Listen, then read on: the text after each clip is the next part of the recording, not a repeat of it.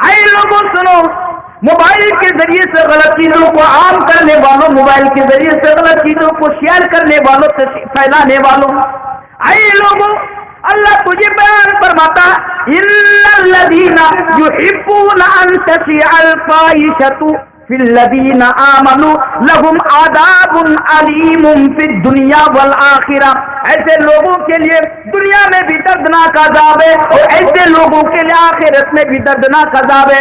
اس لیے میرے بھائیوں، موبائل کا صحیح استعمال کریں، موبائل کا غلط استعمال نہ کریں، اور موبائل کے ذریعے سے گندی چیزوں کو عام نہ کریں۔ یہ پہلی چیز۔ دوسری چیز کیا؟ موبائل میں ہر ایک علماء کی تقریر نہ سنا کرے۔ بہت اہم پیغام آپ کے سامنے دے کے جا رہا ہوں۔ کیا کرتے ہمارے سماج میں دیکھتا ہوں، کبھی دکان وغیرہ پر بیٹھتا ہوں تو دیکھتا ہوں ان کے موبائل میں ایک تقریر چل رہی ہے، ایک تقریر